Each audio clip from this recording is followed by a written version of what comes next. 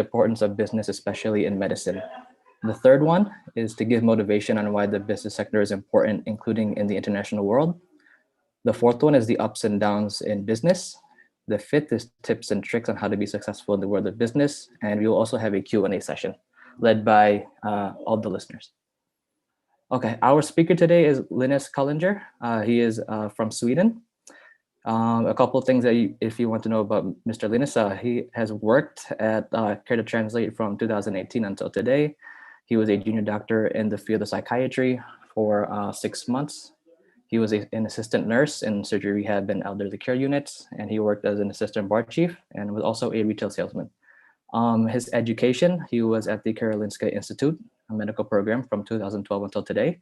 He also worked at Doctors Without Borders in Uganda in the spring of 2016, and he also took a in nursing program at Uppsala University for 2 years. He also has experience at IFMSA in Sweden, and is the co-founder of Global Health Night, and was also a coordinator for volunteers in India. Okay, well, that's a quick introduction for our speaker, Mr. Linus Kullinger. Mr. Linus, if you would like to share your slide, you may begin. Thank you. Yes. So, hello. Can you hear me? All right? Yep, it's all good. Great. So I'm very happy to be here, or be on this webcam at least.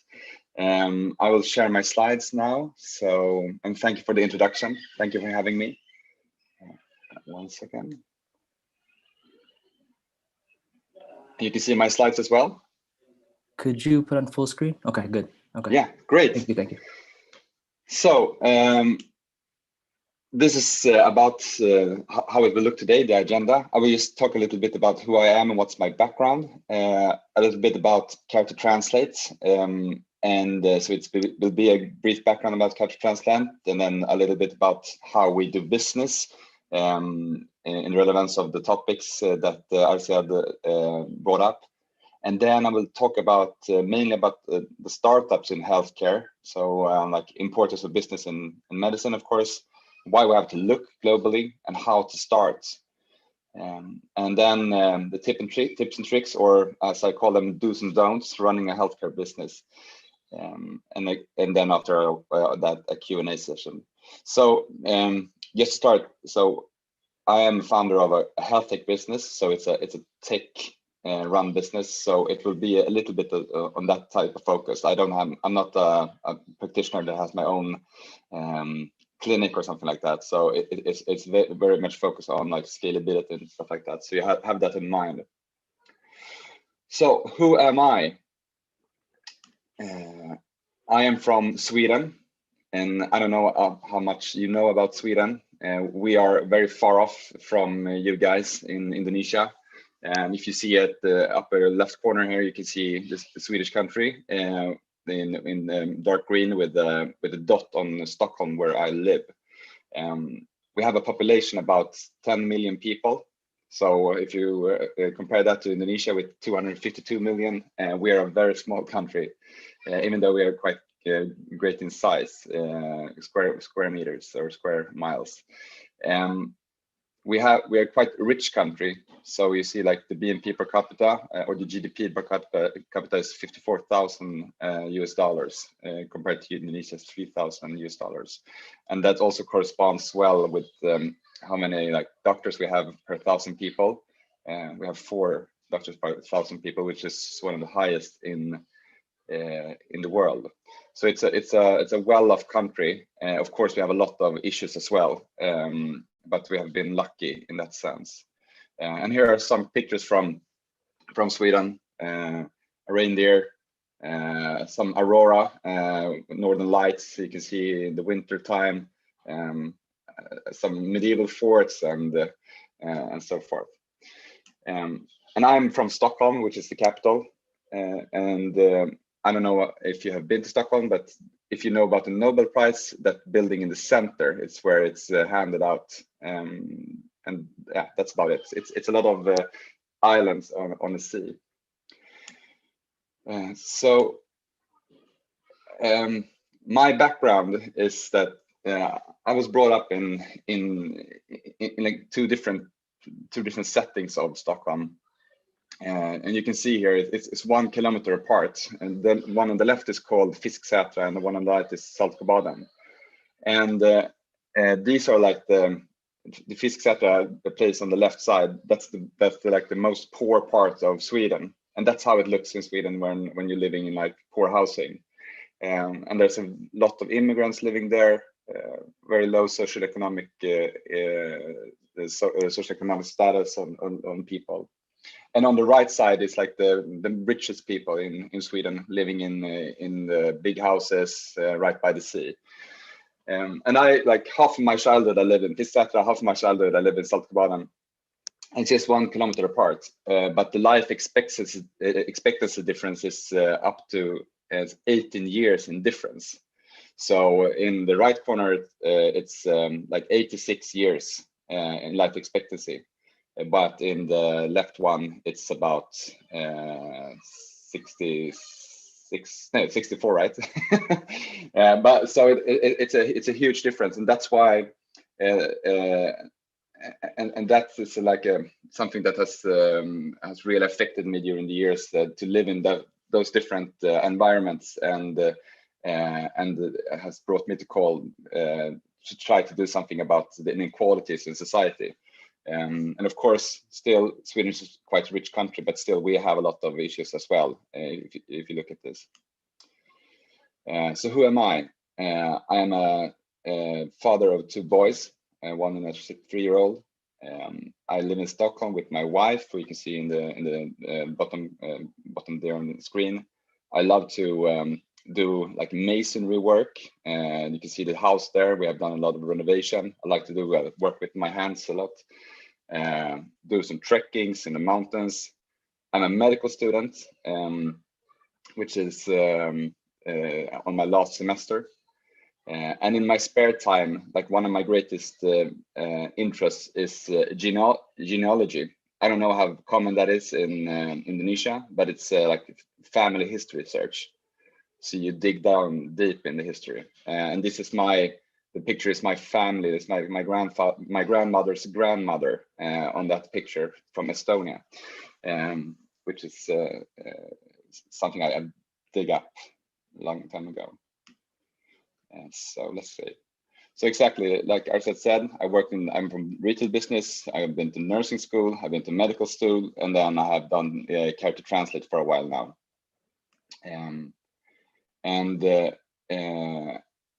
The reason I got in contact with you is that I met Nabella in Montenegro a couple of years ago, working with IFMSA. I think it's called SIMSA in Indonesia. And if you're not involved in the SIMSA or IFMSA, I highly suggest that you get involved, because it's a great way to, as a medical student or a doctor, to get out in the world and meet a lot of people in the same type of industry, and do something good in the world.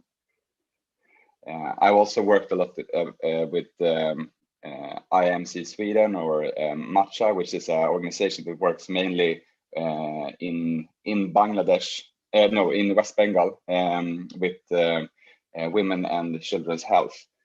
So setting up like micro finance loans, and also having like a lot of clinics where you give treatment to patients in need. So that's a lot of non-profit work that I have. I'm interested in global health issues, so I've been working a lot with global health, like setting up like this, not a webinar, but physical ones, but they're not so common anymore, because now it's a pandemic, so it can't, like, I think it was 1,000 people in that room on the picture, but that's impossible right now.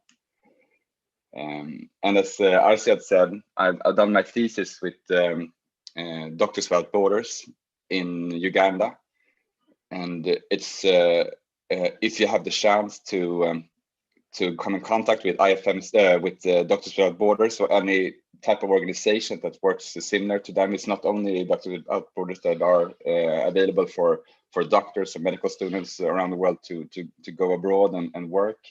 There's a lot of other ones, but I think Doctors Without Borders has a great organization. I did my thesis in a town called Mbarara, where it's extremely poor. It's one of the poorest places on earth, and I did my thesis about the attitudes towards blood sampling, because it's not in that country or in that part of the country. A lot of people are quite skeptical about you coming and drawing blood from the veins, because some people think that you are like taking the blood and selling it to somebody else, or you're taking it or giving it to a witch doctor or something like that. So I was in a university hospital, and it was very interesting to make a study there. And also Uganda is like, it's one of the fastest growing countries in the world when it comes to population. I think they are about 35 million now, and will I think double in size in the coming 20 years. So if you're into pediatrics, that's the place to go. It's like 6 kids per mom, or something like that, birth rate. And a lot of also, if you're of course into obstetrics, of course, it's a great country to go to.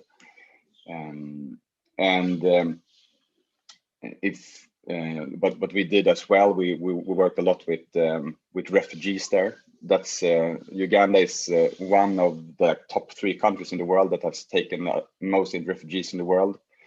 And these are some pictures of when we were to one of the biggest refugee camps in the world. I think it was 700,000 people living in a refugee village, or refugee town, really. And this is the houses they lived in. And they have some areas where they have people that has been born with albino people that are very very suppressed in Central Africa. People usually try to come after them, kill them, sell their body parts for very high money, because they think it's that the body parts are like magical and stuff like that. So these you can see some of them here on the picture. They're very, very scared of going out, and even in the refugee camps, they have to be inside the building. But if you're interested in helping out, doing non-profit work, I think Uganda is a really great country to go to, and most people speak English as well, so that's good to know. And there's a lot of NGOs there, not only Doctors Without Borders, that you can work with. So let me dig into Care to Translate and the company which I have founded. So we have to go back to Sweden now, and the reason why we founded Care to Translate. So I don't know, Arcel, is it possible to make a question in the chat for public? Otherwise, I don't have to do that, but I just want to know. Yeah, I think the viewers can type in the questions in the chat. Okay. So if you can guess how many people in Sweden are foreign-born in percentage. Oh, okay. Ini ada pertanyaan dari Linus. Berapa orang yang lahir di Sweden tapi orangnya termasuk orang asing? Kalau ada yang mau nebak, boleh di chat aja guessnya. Yeah. I just told everyone to put their best guess in the chat if they have any. Yeah. guesses. Okay. Yeah. Okay. Great. I can't see the chat. Is it possible to get some hint of what? I think it would pop up automatically if someone chatted. Okay. All right. We'll see. Okay. So anyways, think about it. But it's 25% of the Swedish population are foreign-born. So it's a fourth of the population are first-hand immigrants in Sweden. And And these are like the main countries people in Sweden, the immigrants in Sweden come from. So you see us a lot of like from Middle Eastern countries, but almost all the way to Indonesia. We have a lot of Thai people in Sweden as well. A lot from Eastern Africa, Somalia, Ethiopia, Eritrea, and then of course like Eastern Europe, stuff like that. So when people go to healthcare, like almost about 14% of the Swedish population is in need of interpreters in healthcare. So I mean, it's quite a lot of people that needs help when communicating with doctors. But if you see like how many interpreters we have in the languages, there are very few, and these are like the hospital interpreters in Sweden, people that working with the healthcare, and you see like in Arabic, which is one of the bigger languages. If you look at the map from Iraq and Syria, there's only 17 interpreters in the whole Sweden, and from Finnish 21, Persian 6, Somali Dari, which you speak in Afghanistan, and Pashto, it's almost none. So there's a big issue with not having interpreters in healthcare. But even then, this is a huge market. It's a huge cost for the Swedish society. So like the market for the interpreter services are about $100 million per year. And the market growth is about 30%, like in the almost the last from 2014 and 2018. So it's like it's growing and growing. So it's a huge cost, but it's also a huge problem because there's not enough. So what does language barriers do to people in healthcare or patients in healthcare? Of course, there's an increased risk of misdiagnosis, of malpractice, of complications. I mean, because you don't know often like what is the problem of the patient. They can't really express themselves, but you can't either like ask you can't really tell if the things you ask are if the answers you get are correct from the patient. So of course, like misdiagnosis, malpractice, complications, but also like prolonged hospital stay. There's also a lot of increased readmissions. You probably know as medical students, as doctors, that I mean, one of the greatest challenges as a doctor is the compliance with the patients. Like, how do you actually get the patient to take the medicine you have given them, or to actually fulfill the treatment? And imagine you have a patient that don't speak the same language as you do, don't understand the treatment, but maybe you don't have the great alliance. They don't have the trust for you because you speak different languages and you don't have the connection. So there's a lot of readmissions rates just because they don't really know how to fulfill the treatment, and they come back into the healthcare again, or like the emergency clinics. And of course, this brings increased costs. Sorry, do you hear the background sound, the background noises, or is it okay? It's not that significant. It's okay. Ah, great, perfect. Yeah, it's just in my ears. Yeah. So, what does Capture Translate do? So we have developed a digital interpretation application, and it's like a complement to interpreters, or sometimes if you don't have interpreters at all, I mean, you can actually have this instead. We have it's an application where you can download wherever you are in the world. You have we have like medically, contextually, and culturally verified translations in 38 plus languages. The closest language to in Indonesia is Malay, which we recently, last week, or actually this week, we implemented in the application. And how does it work? It's an application where you download from App Store or Google Play. You choose if you want to use the app as like a healthcare professional. That's the most common one, but you can also use it as a patient. you choose the patient's language. So let's say you have a patient that talks Arabic. You click on that, and then you come into like the next screen where you have like different lists or different like playlists, or if you have you can think of them as different forms of checklists.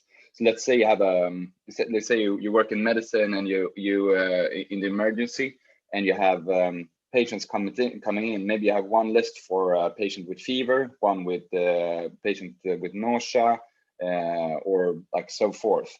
And then you have like all these questions that you can ask the patient, all the information you want to give the patient, but also the things you want to tell the patient that they have to do, like cough or stand up, sit down, or something like that. So on that list, you can ask questions like, do you feel warm? You press the button, and it translates both in text and sound to the patient. And you also have the possibility to have like different answers for the patients as well. So this is yeah, exactly. So what we do is like we can download it for yourself, or you can have it like customized for the whole organization. So let's say you're a hospital, then you can like customize the whole application to be portioned out to different types of clinics. So if you're a hospital, you can have like one for the radiology clinic, one for the oncology clinic, one for the emergency, and so forth. And you can pre-set the playlist beforehand. And great to know, why is it like why is it preset phrases? That's a question we usually get. Why can't you just like talk in and get the word out like a Google Translate? And that's because if you have machine translation like Google Translate, you never know what's going on the other side, and it can't be trusted at all. So you have to have like medically verified phrases, which we have verified in beforehand, and also which really works in the context, which are very specific. So it doesn't get wrong with the patient. And this is just a brief, like we have a very popular way to sell things in the startup industry right now is what is called like SaaS. It's like software as a service. So if you download a lot of applications from the internet right now, you usually pay a monthly fee for the application. So we have like a different packages, like one for free, which you can use, which is a little bit it's like a light version. You can buy the premium one, which is have more content and more functionality. And then you have like the business application, which we sell to hospitals or regions, or I mean primary care units and so forth, which has a higher cost, of course, but also you can distribute it to a lot of people, and it's very like scalable in that sense. And we use I will not get in too much on this one, but we will. What we try to do is that we try to spread our name as much as possible all over the world by having a free app, and also try to make an impact with people using it. We use like direct marketing to the end users, both doctors and nurses and patients, through social media about our application. And we see that it gets shared a lot. So it's like a cross-pollination between doctors and patients on this one. So we have like last year we had a 30% organic growth in new users of the application. And what this does is that it is like it's like a bottom-up approach, or a grassroots approach to building up a need in an organization. So a lot of doctors start using it because they have downloaded the application after seeing it on social media. They start using it in the clinic, and then they say like, hey, this is a good tool. And then they talk to the bosses in the clinic, and the bosses in the clinic, they contact us because they see that this is a good tool and they want to buy the full application. So that's the way we do the business, really. And then we also hand out it up for free to a lot of non-profit organizations like that are working with refugees and so forth. We have right now our 255,000 users. We had a lot of increase during the last year. You can see here in the slide, we have them all over the world, but mainly in Europe and also in Turkey. But we can see it's almost in, I mean, not in North Korea, but like most countries that has smartphones, which everyone has.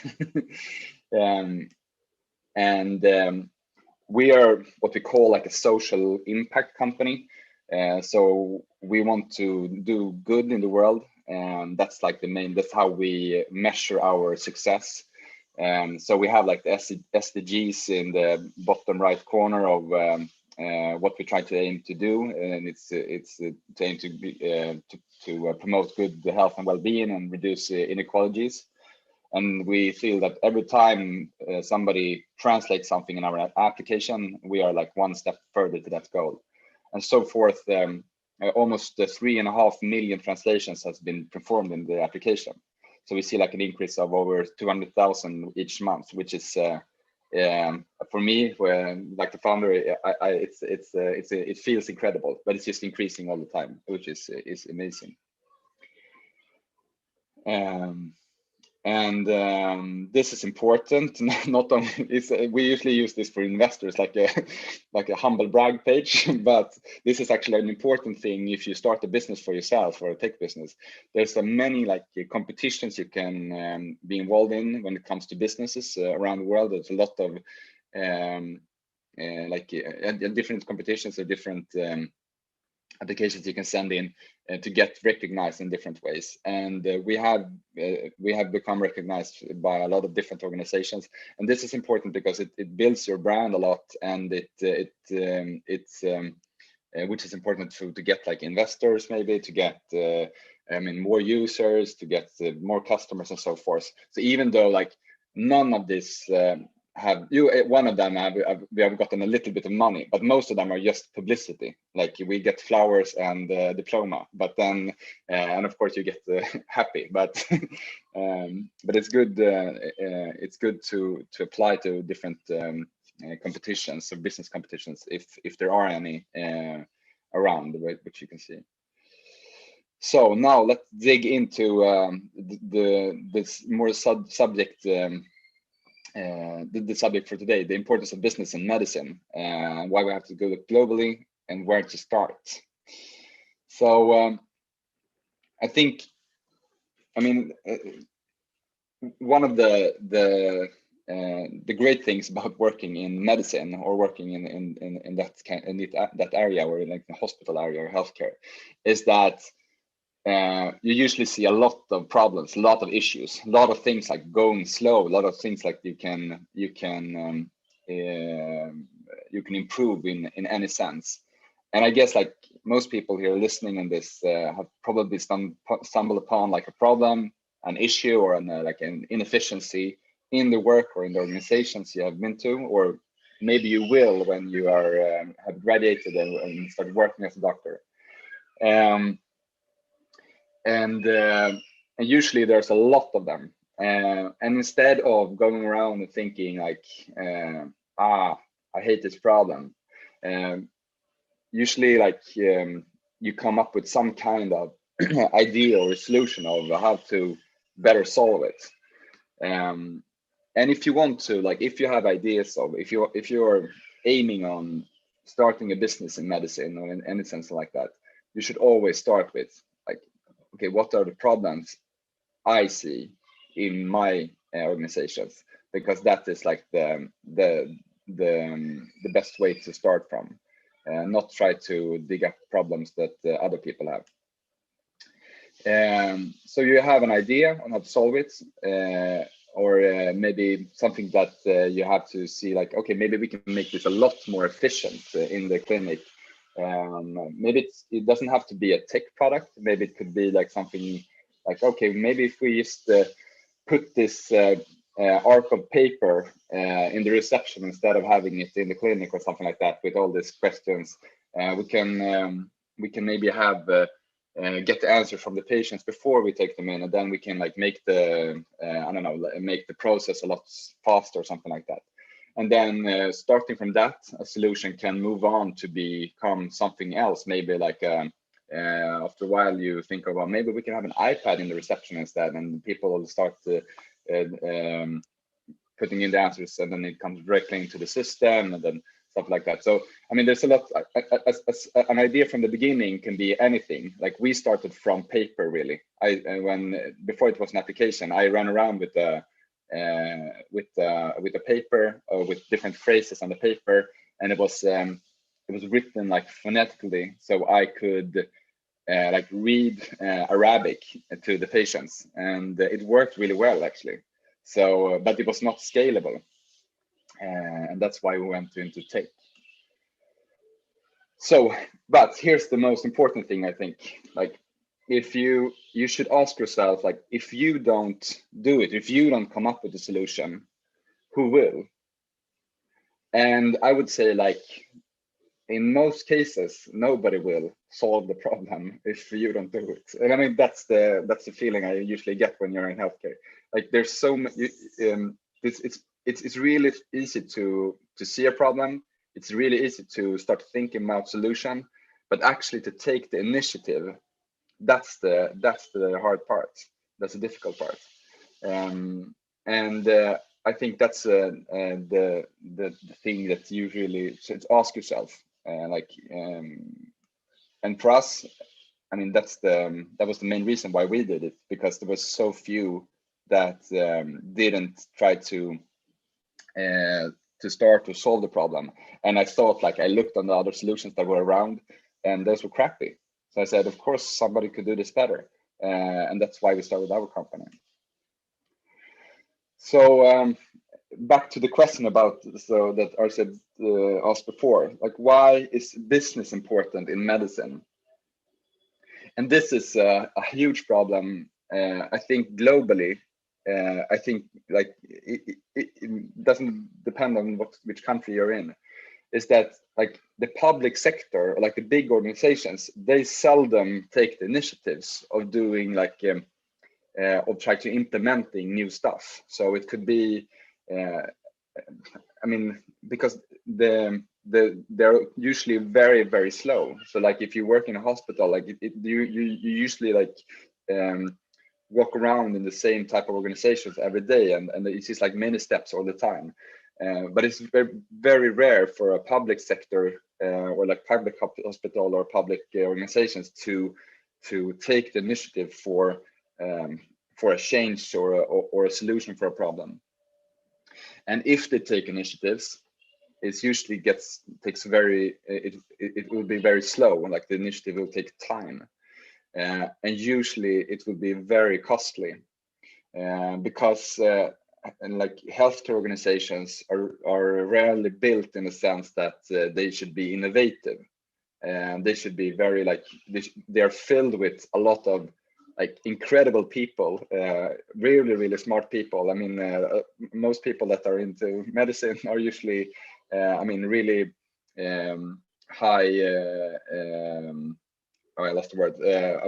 But really, really good. I mean, have good grades and have really, like, earned their place. But the organizations are not built to, like, welcome innovation in that sense, and are not really built to drive innovation. So if they do, they are very, like, usually, like, we've seen a lot of examples in Sweden, like they try to build a new medical electronic medical system, and it costs just, like, so much money, because they don't know, like, okay, we have to have tech developers now, and we have to have people working with the user experience, and we have to have somebody running this project in this sense. And I mean, a public hospital can't really function in that sense. They're not good at IT. They're not good at tech. You need somebody else to do that. So what businesses do, I mean, we have to think about, like, minimum costs all the time, and we have to focus on minimum time and the maximum outcome. Otherwise, the business is not sufficient. I mean, you can't really work with the business. So exactly, we have to focus on the cost efficiency as a business. You always have to focus on that, but you also have to focus on like beating competition, because if I go back to like the idea or the solution to the problem, if you come up with an idea or solution, it's very, very rare that that solution or that idea is unique. And if it is unique, you have to ask yourself, is this idea good? Because it's rarely good if it's unique. If somebody else hasn't thought about it, it's probably a bad idea. And like a lot of times, like when I talk to investors, like they ask like, what is unique about your idea? And I think that's a quite bad question, because it's not like we're doing something unique. We just should ask like more like, what are you doing better than the competition? Because when you have the solution or you have the idea, you like, I mean, we are so many people in the world. Probably a person has thought about it before, and if they have not, then it's probably because the idea or the solution you have maybe is not the best solution. So that is something you have to think about. But as a business, you have to always focus on cost efficiency, and that is not the same as like a public domain has to think about in the same way. You have to beat the competition all the time, because otherwise you get slow. But one thing which is most important, especially in the tech world, is you have to be able to scale fast. So you have to build solutions that can work not only in the setting you're in, but in like everywhere. So let's say our applications, for instance, I mean, it works in Sweden, but the problem with language barriers is a global problem. It's, I mean, I read about, I'm not an expert about Indonesia, but I read that you have about 700 different languages in Indonesia. And of course, you probably have stumbled upon language barriers before. I don't know. It can be locally as well. But I mean, in the same as we can see with our business that the application is downloaded in other countries because there's a problem with language barriers most everywhere. So why do you have to look globally? And that's also a thing about the healthcare spectrum, the healthcare industry, and the healthcare businesses, is that I mean, the hospital situation or the work that you do in Indonesia is very much alike the work that we do in Sweden. The only difference, it could be like, okay, do we have an electronic medical record? Like, do you usually use work on like how much administrative time do you have? Like, do you have do you have access to a lot of expensive equipment and stuff like that? But usually, I mean, the diseases are almost the same. The work is almost the same. You're still a doctor, and people are people. So if you start a business in medicine, you should think globally, because you can probably, if you have a solution to a problem if you have a problem in Indonesia, that problem will probably exist in Germany as well, or in France as well. So don't only just look at I mean, you should start to build something locally, but always look at the whole world as an opportunity.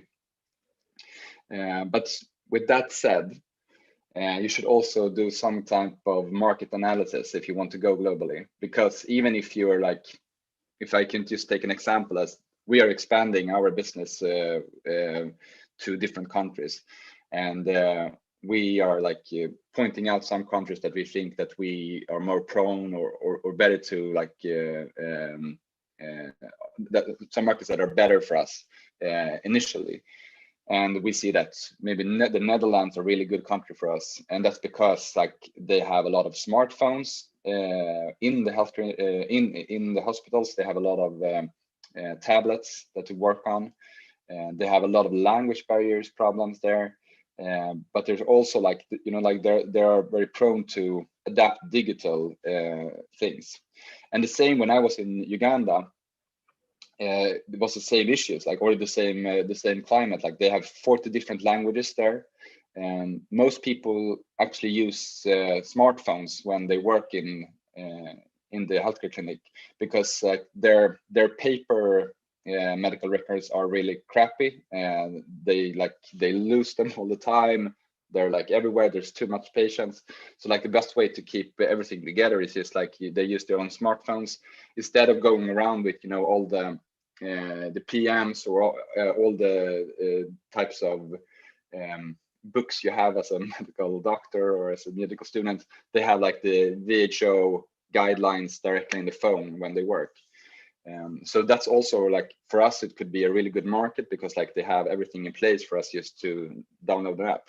But for instance, if you look at Germany, which is one of the like big economies in the world, really wealthy country, they don't have like any tablets or smartphones in hospitals. Like they're way behind, and like they don't even work like this usually, like in these types of webinars, and we're way back in digital. Probably, I mean, both Sweden and Indonesia is like maybe 5 years ahead of Germany. So for us, even though like Germany is a good demographic country, when it comes to also like immigrants and different languages, it's not a market for us yet, because they're way behind. But still, the language barriers issues are there as well. So if you have an idea in Indonesia, probably the same problem, the same solution would work in another country. And that is something you should think about, because we are all the same everywhere in the world. And an example of this is it's an application called, I don't know if you have heard of this. Probably it's very like local in Europe, but it's a company called Livy, or in Sweden it's Kry. Actually, one of our investors was the founder of this company. And what they do is they work with telemedicine. Just a quick question, Arsiad, is telemedicine something you work with in Indonesia? Maybe. Right now, there is actually a big development in telemedicine, especially because of the pandemic. People are a little bit hesitant to go outside, so we actually have a couple apps that can, Okay.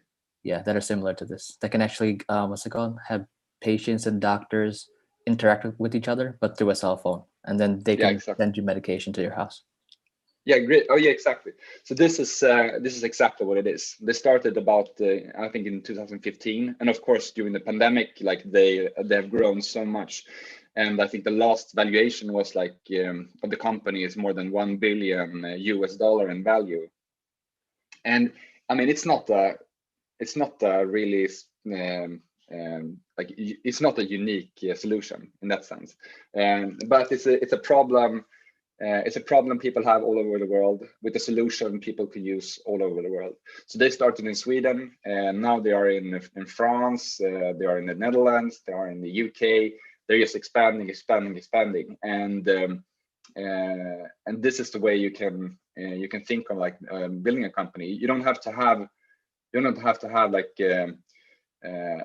much of a wealth to start it. But of course, they have a lot of backing investors when going abroad. Let's see next one. So where to start? I think I put up like 3 of the greatest challenges of starting a business in medicine, or starting a business, especially like a startup where you're needed a lot of investments. And the first you have to ask yourself, instead of just like the problem or the solution, is like, how do you actually earn money on this? Because if you can't earn money on the solution, then it's probably not a business. I mean, I'm from the nonprofit area before. That's what I worked on, like in the last 10 years before Care to Translate.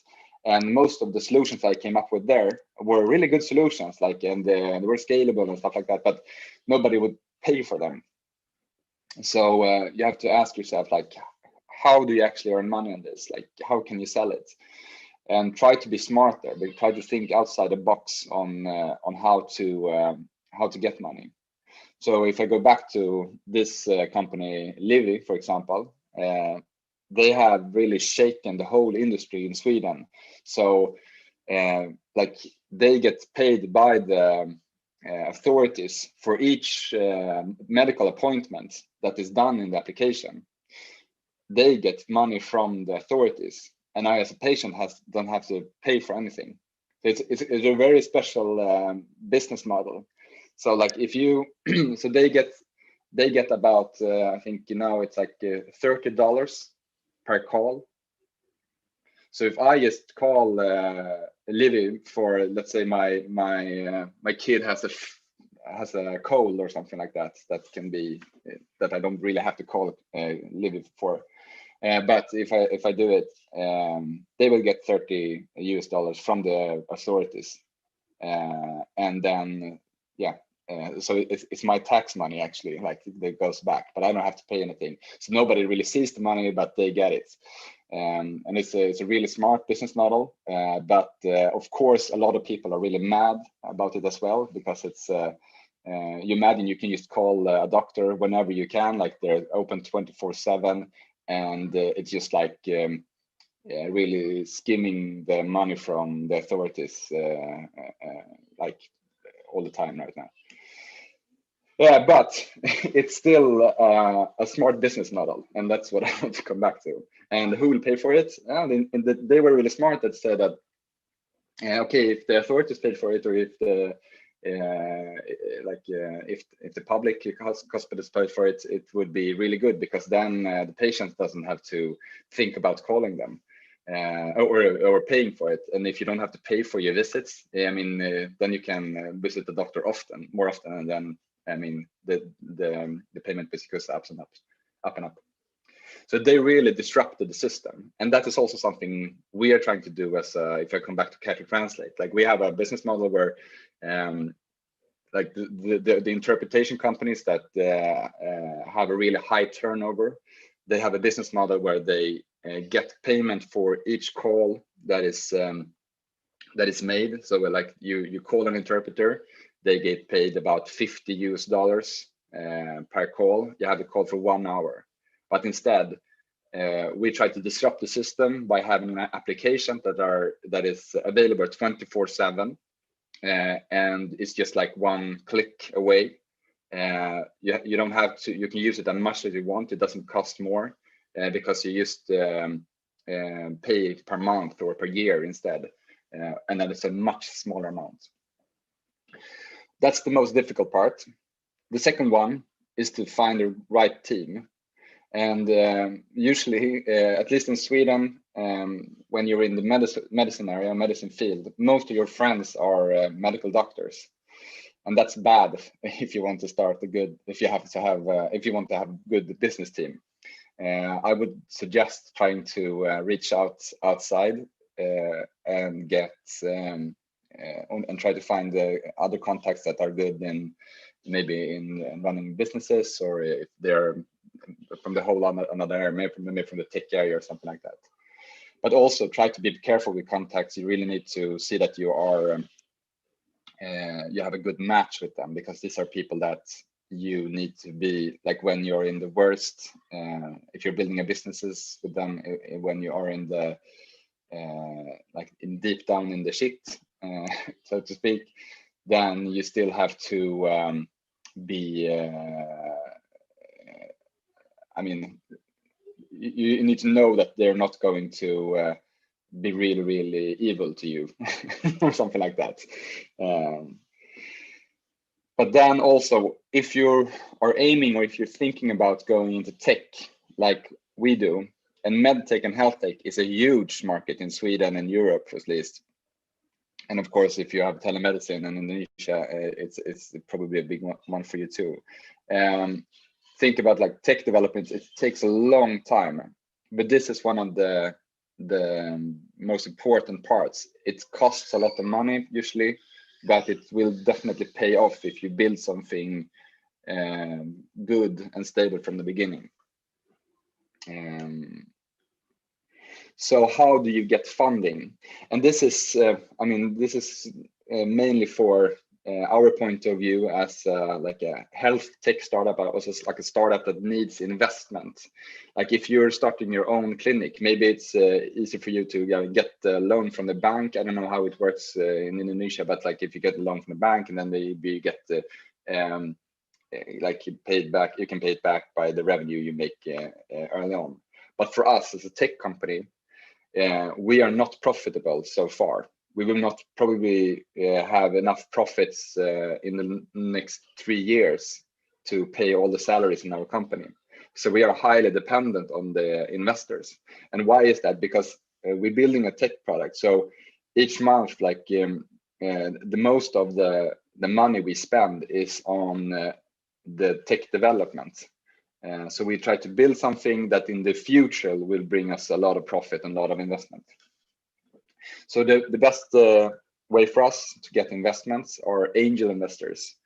And what are those? There are people with a lot of money, like private persons. They can be, sometimes they can be like for themselves, or sometimes they can be in a group, and where they go together and invest in a company. And some people really like to invest in healthcare startups. And they are situated all over the globe. They can put in a small amount and then they get some equity of your company. If you are going with angel investors, like we have done, I think we have 15 different angel investors so far. If you have angel investors, you really have to think about who you take in. It's like having a friend. you should think about like their personality, that you have the same vision for the company, so that you can be very transparent with them during the journey. Because sometimes it will go really bad for you, and then you have to ask for advice. So you don't have to, you should not make promises that you can't be kept to them, or you should be really transparent all the time. And they should really invest in the transparent idea or the transparent business you have. Then you have venture capital firms that are usually not so interesting when you're just about to start the business, but later on when you have to bring in a lot of money if you want to scale globally. They are not that friendly as angel investors. They don't usually have a lot more requirements. And a lot of more money, but they're also situated all over the globe. Today, I mean, I've been contacted from people from like Italy, from Shanghai, from Seattle. So it doesn't matter if you're in Indonesia.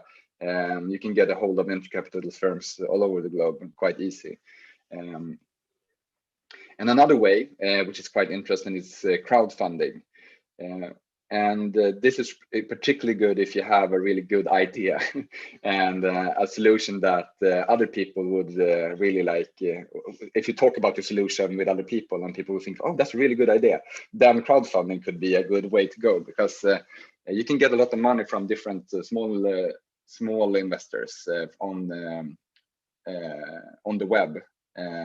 So I think crowdfunding is a way for you to look at as well. We have not done that, but I like the idea of doing that, because you get like an audience of people sharing for you. Then another way to get money or funding is soft grants or soft funding. And I have not found anything from Indonesia. Probably there are soft funding there as well. This is just an example of how you can get funding in Europe. There's two different ones that come from European Union called Horizon 2020 and one called EIT Health. So if you are a health tech startup or a health tech organization, you can get the fundings for a project. And what is good with that type of funding, it can be like it can be everything from in Europe, it can be anything from you get like $50,000 US to like 50 like $5 million US in funding. But you have to have a really good project plan. You have to have good partners. So maybe you develop something, co-develop it together with a hospital in another country. And you also need to you also need to, of course, execute everything. But the good thing with soft funds or soft grants is that you don't have to pay it back. So it's not a loan. It's not. They don't take equity. They give you the money. But you have to apply for it. There's a lot of process, and maybe you don't get it. It's a lot of work for that. But there's a lot of soft funding. So if you're looking to that, is to Google soft funding or soft grants, and then you can probably see in Indonesia as well. And I am sure there's a lot of incubators and accelerators, like business incubators and business accelerators in Indonesia as well. It's really good if you want to have a lot of like resources and coaching from people in the industry. If you're looking for just for like a brief explanation of what an incubator is, it's a place where you have a lot of people that are from the industry, that they bring in companies. Sometimes they take a small equity of the company to help you. Sometimes they give you some money. They can put you together to a lot of network. They can help you on the way, coach you in sometimes like a few months or sometimes a few years. But if you go into an incubator, you should ask you why they want to help you. Sometimes they want to take a lot of equity, and because they have a lot of interest in itself. And sometimes it's not. The incubators we have been to has been non-profit incubators. I'm getting to the end soon. I see that the time is almost running out for the Q&A. But Arse, you tell me if I should stop beforehand. I have a few slides left. Is that okay, or should I? Yeah, I think it's okay. We have enough time. Okay, great.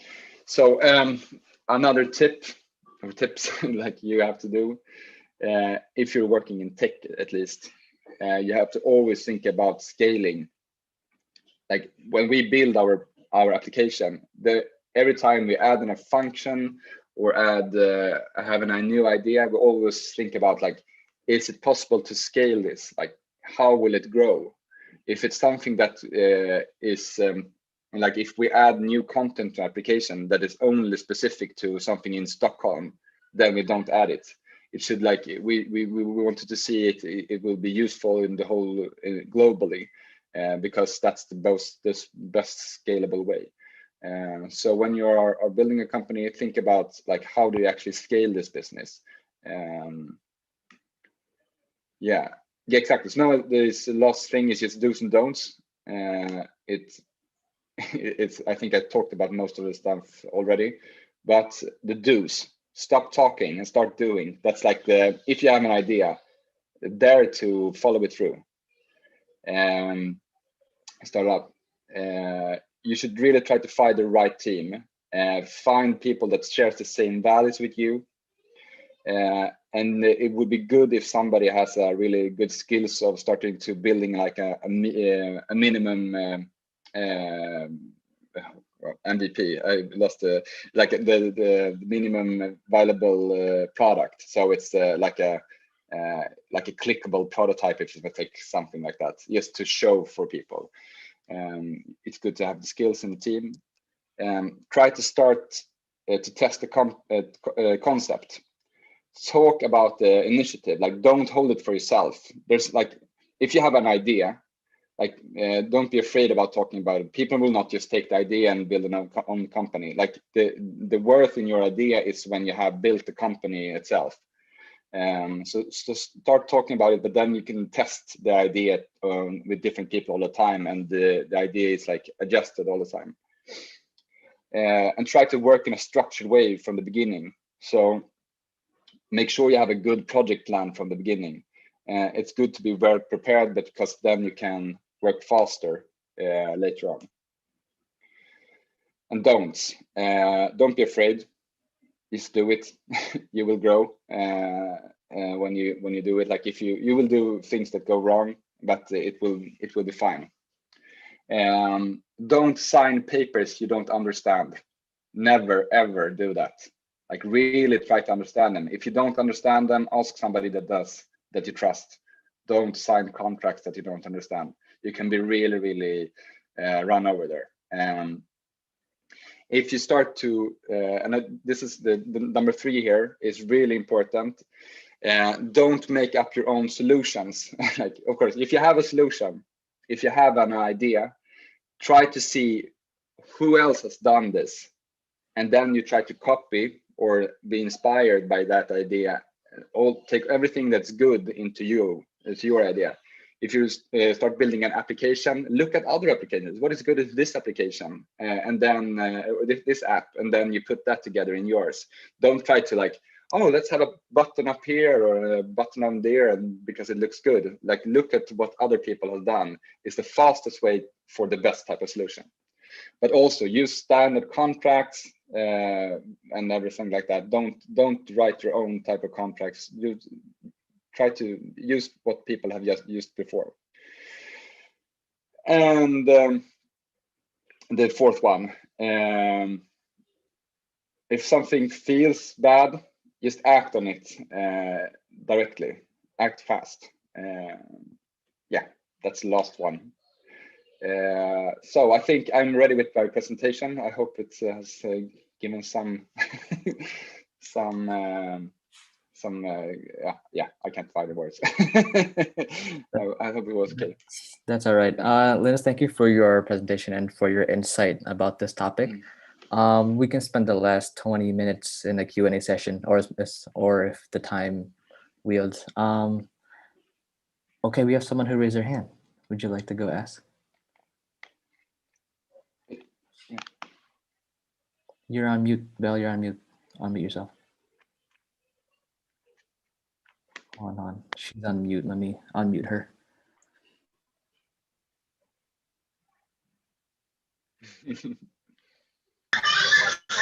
Thank you. Hi. Well, hi, Linus. Hi. Hi. I see you again.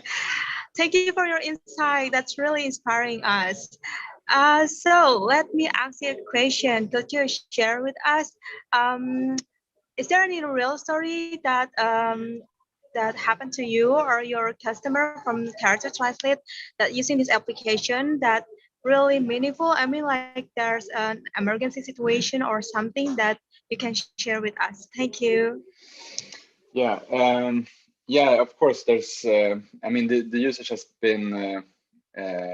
It's been used a lot, and we usually get stories. I mean, most stories we get, it's usually like, and not boring ones, but usually like stories that are quite regular. You know, like you meet people in the emergency, and then they take up the application, and you start like talking with them, and they're like, "Wow, I'm so like." They get really surprised that somebody starts talking with them in their language, because they're like they're not used to that. I mean, that's the most normal, but. We have a lot of stories from emergency situations, especially like maybe from areas you don't think about, like in the radiology, for example, people that needs like a CT scan with contrast fluid intravenous. There's a lot of like questions about that, and if they do like a MR or something like that, they need to ask questions about different like allergies and stuff like that. So we have a lot of stories from that sense, or from those types of situations. And of course, now during COVID, people are waking up in the ICU, and they have to get like information where they are, and usually they're quite good to use the application like there. I think one of the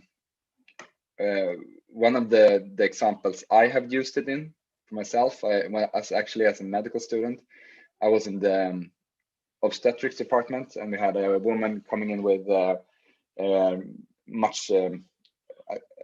huge pains in her stomach or in her belly, and she was pregnant, maybe in her 30th week or something like that. So she has gone quite long, and she spoke Albanian.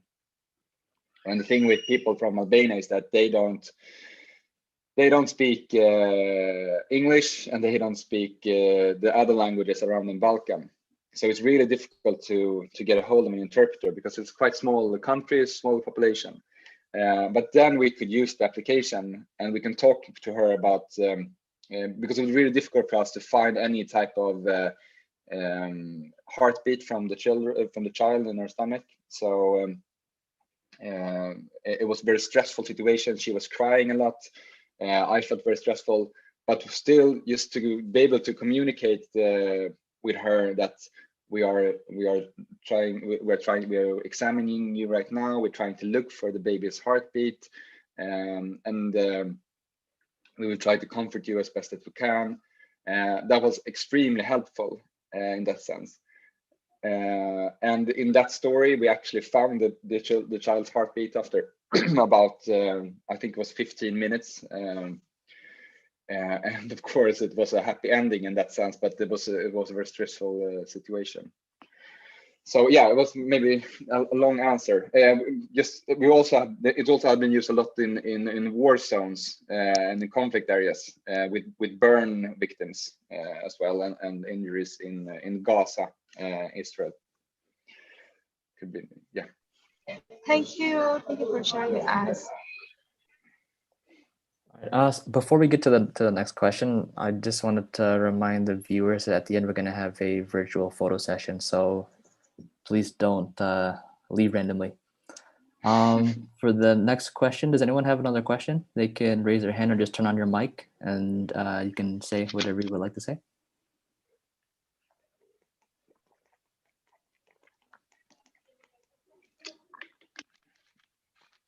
All right.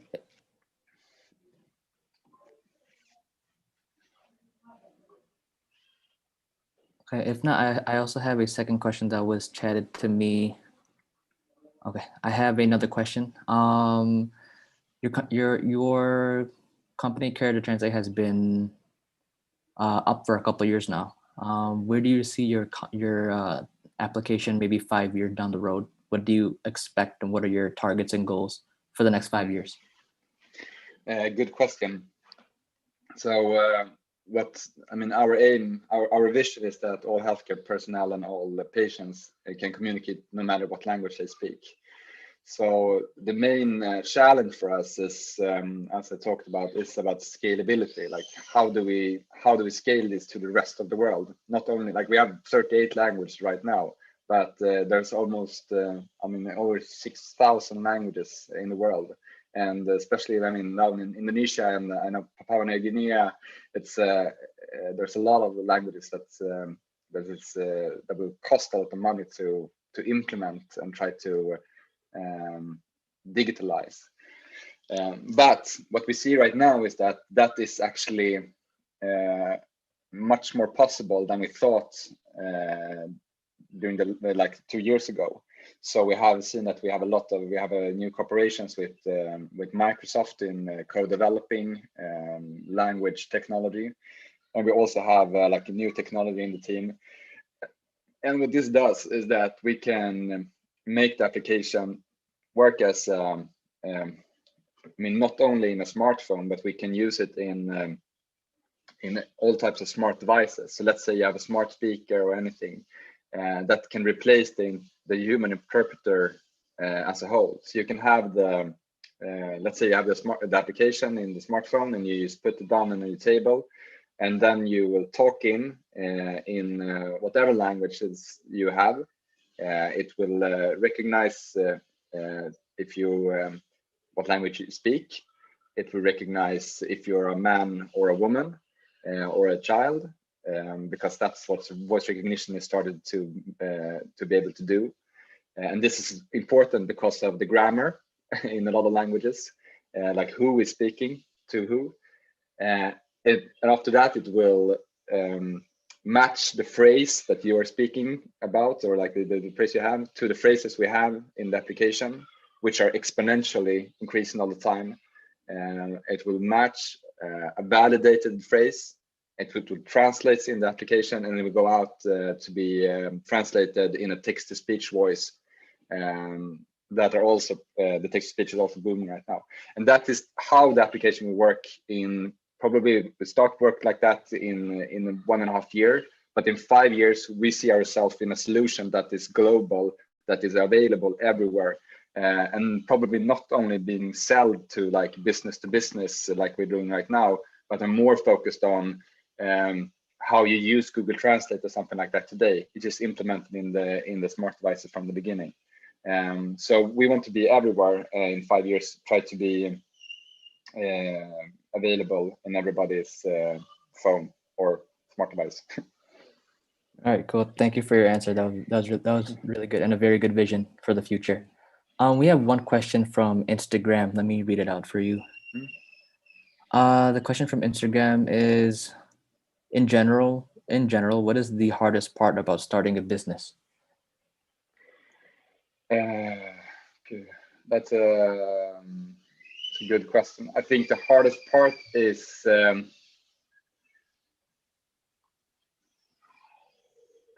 actually, I think the most difficult part is for me is the money. Yeah, true. Because and especially I'm from the medical field, I have no experience of the business area. I had to learn everything from the beginning, like self-taught, and of course, like that's the same for most people that are in the healthcare business and they're coming from the medicine industry. So you have to learn everything, and you have to do. I have developed the application tech-wise. I worked with the translations. I have done everything. I am the salesman in the company. I am now a boss of a big group of people that I have to take care of.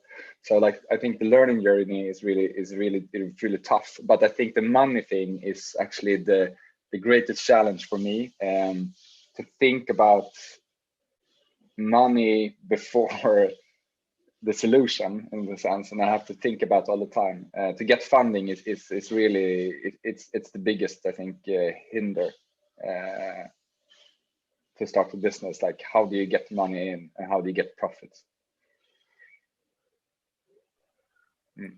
All right, thank you. I think that might be the last question.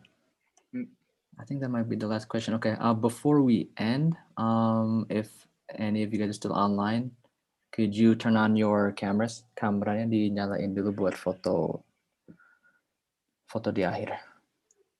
Okay. Give us a couple seconds here. Right.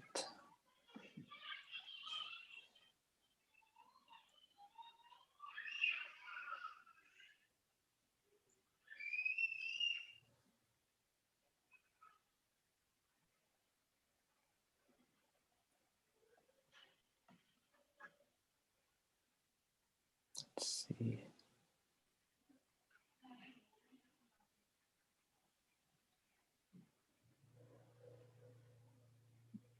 Jadi kalau bisa dinyalain dulu videonya untuk difoto di akhir. Let's see. All right, cool. Thank you for turning on your camera. Thank you so much.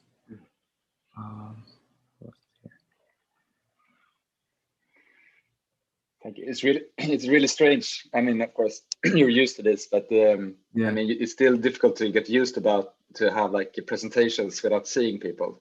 It's really annoying sometimes. Yeah. All right. We'll wait a couple more seconds before having the picture taken. Wait a couple more seconds here. All right. Cool. Nice. A couple more people. All right. I think we can take it now. Kang, Putet bisa difotoin, Kang? Just I'll count to 3 and then just all smile on 3, okay? All right. 1, 2, 3, smile.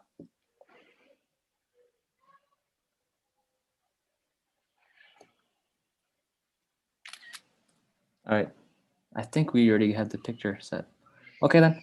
Linus, thank you for your time. Sorry for interrupting you on a busy schedule. It's also a Saturday morning, I believe, right? So thank you for all your information and for all your insight. To all the viewers, thank you for taking your time out to watch our webinar. And hopefully we get to meet sometime in the future and in person instead of online. Definitely. Okay. Looking forward to that. Okay, take care and thank you so much for having me. Thank you. Thank you, everyone. Assalamualaikum warahmatullahi wabarakatuh. Why?